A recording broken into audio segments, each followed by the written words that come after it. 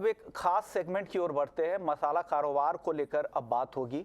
NCDEX और IPFT की ये खास सेगमेंट है जहां पर मसाला कारोबार के लिए डेरिवेटिव की क्या अहमियत है, क्या फ़ायदा है। अगर आप कारोबारी है, ट्रेडर्स है, मिलर हैं, तो क्या इसका फ़ायदा कैसे उठा सकते हैं, इस बात पर चर्चा करेंगे। किस तरह से आप डेरिवेटिव टूल्स का इस्तेमाल करके आप अपने पोजीशन को हेज कर सकते हैं। सबसे पहले बाजार की स्थिति समझते हैं कि बाजार में आमतौर पर रिस्क होते क्या हैं। तो बाजार में रिस्क होता है, सबसे बड़ा रिस्क है प्राइस में उतार चढ़ाव का। प्राइस किसी भी ओर जा सकते हैं, तो उस रिस्क को, और उस रिस्क की वजह क्या है, मौसम में बदलाव। अचानक जैसे हमने देखा कि मौसम बदला, पिछले एक हफ्ते में जिस तरह की बारिश, ओलावृष्टि हुई, उससे उत्पादन को लेकर जो अनुमान था वो अनुमान अचानक से अब कम हो जाएंगे। यील्ड को लेकर चिंता बढ़ेगी, दाम बेवजह बढ़ेंगे और उससे आपका रिस्क बढ़ जाएगा। साथ ही और क्या क्या रिस्क रहते हैं, सरकार की एक्सपोर्ट इंपोर्ट को लेकर पॉलिसी, खपत की क्या स्थिति है, डिमांड सप्लाई को लेकर क्या ग्लोबल सिनेरियो है,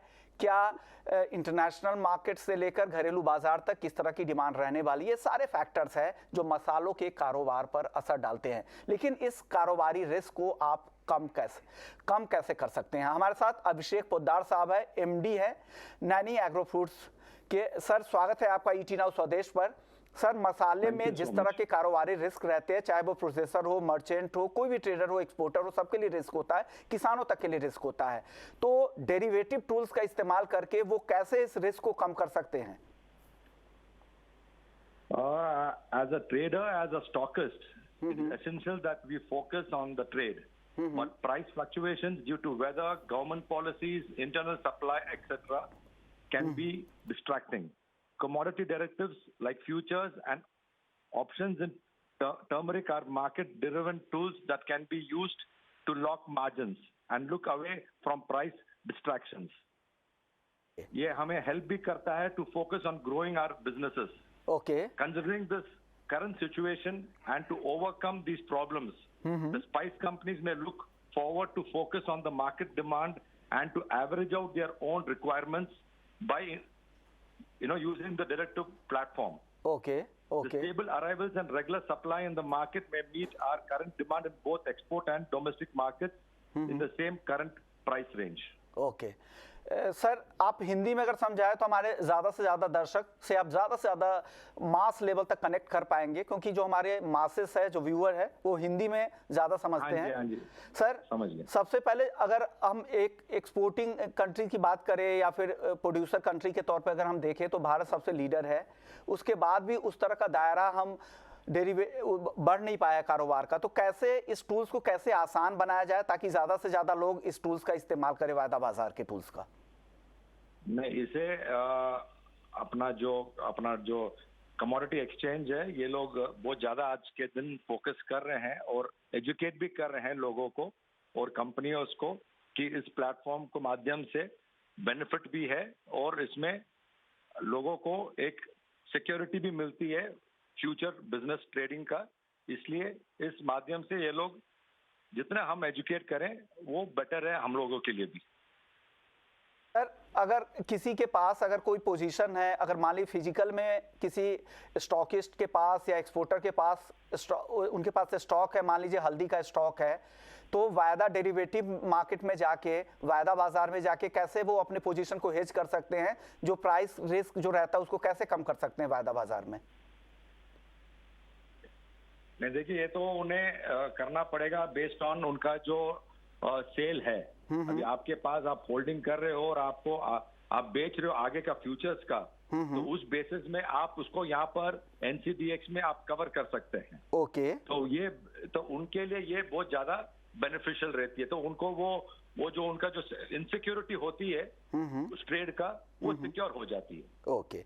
यानी अभिषेक जी कहना ये चाह रहे हैं, अगर आपके पास फिजिकल में कोई स्टॉक है मसालों का, मान लीजिए हल्दी का स्टॉक है, आपको लग रहा है कि दाम आने वाले समय में चढ़ने वाले हैं, लेकिन एक रिस्क तो है भाव गिरने का भी, तो आपके पास स्टॉक है, इस उम्मीद में आपने माल रखा हुआ है, आपको लग रहा है कि भाव गिर भी सकता है, तो वायदा के टूल्स का इस्तेमाल करें। एनसीडीएक्स के प्लेटफॉर्म पे जाके आप शॉर्ट पोजीशन बना सकते हैं, यानी अपनी पोजीशन को हेज कर दिया, जो दाम गिरने का जो रिस्क है उसे कम कर दिया। अगर इन केस दाम गिर गए तो आपको वायदा में कमाई हो जाएगी, अगर दाम बढ़ गए तो आपके पास हाजिर का स्टॉक है, आपके फिजिकल स्टॉक्स के दाम बढ़ जाएंगे, फिर शॉर्ट पोजीशन से आप अपने समय रहते निकल जाइएगा। तो एक छोटा सा रिस्क। और सर, वायदा में ट्रेड करने के लिए आमतौर पे कितना मार्जिन देना पड़ता होगा? क्योंकि कोई भी मर्चेंट होगा, ट्रेडर होगा, तो वो ये भी जानना चाह रहे होंगे कि अगर मैं पोजीशन बनाता हूं तो उसकी लागत क्या होगी? करती है कमोडिटी टू कमोडिटी। मैं हल्दी के लिए पहले सर एक केस स्टडी के तौर पे देखूं, अगर हल्दी में का मैं कारोबारी हूं, अगर मुझे हेज करना है अपनी पोजीशन, तो कितना मार्जिन देना पड़ेगा? किस कॉस्ट में मैं अपने कारोबार को हेज कर सकता हूं? वो 3% से 2% है इसमें, depending on the area of stocking जो आप करते हो।